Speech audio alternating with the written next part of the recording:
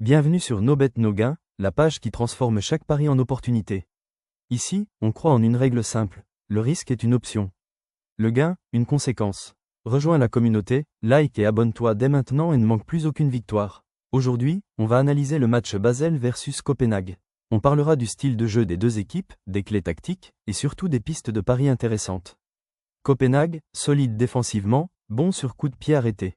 Basel, irrégulier mais capable de piquer en contre, surtout à domicile. Pour ce match, je vois un duel serré. Mais attention, les paris restent risqués. Optons pour un total corner de 8,5-9,5. On analyse ensemble le match Bodø/Glimt contre Sturm Graz. Bodø/Glimt, c'est une équipe très forte à domicile, surtout sur sa pelouse synthétique. Ils jouent vite, avec beaucoup de centres et de projections offensives. Leur gros point fort, c'est la possession et le volume de tir.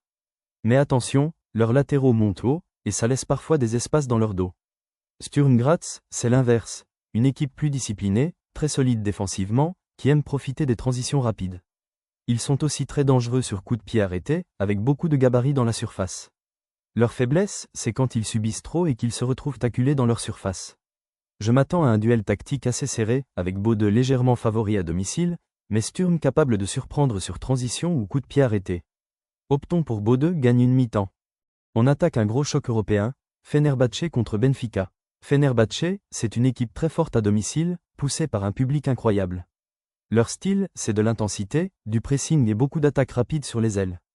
Ils se créent énormément d'occasions, mais parfois ils se découvrent trop et laissent des espaces dans leur dos. Benfica, de son côté, c'est l'expérience européenne. Une équipe solide défensivement, très organisée, qui sait contrôler le rythme et piquer en transition. Leur force, c'est la discipline et la qualité technique pour casser les lignes. Leur point faible, c'est qu'ils sont parfois moins tranchants en déplacement, surtout dans des ambiances chaudes comme Istanbul. Optons pour double chance de Benfica. Le duel entre Hobro IK et AC Horsens, deux équipes de Stone Division danoise qui visent le haut du tableau. Hobro IK, l'équipe reste irrégulière. Sur ses 5 derniers matchs, Hobro a montré des difficultés défensives avec plusieurs buts encaissés, mais elle parvient à marquer régulièrement. À domicile, Hobro tente souvent d'imposer le rythme, mais la solidité défensive reste un problème. AC Horsens, descendu de Superliga la saison passée, Horsens affiche un collectif plus expérimenté. Leur attaque est performante et leur défense plus disciplinée que celle d'Hobro. Sur les derniers matchs, Horsens a su prendre des points importants, notamment grâce à son réalisme offensif. Lors des derniers face-à-face, Horsens a souvent eu l'avantage. Hobro, cependant, arrive parfois à surprendre chez lui mais concède beaucoup de buts. Point clé du match, Hobro cherchera à profiter de son public pour bousculer Horsens. Horsens a plus de qualité individuelle et collective, surtout dans la gestion des matchs serrés. Le facteur défensif sera crucial, Hobro encaisse beaucoup, ce qui peut profiter à Horsens.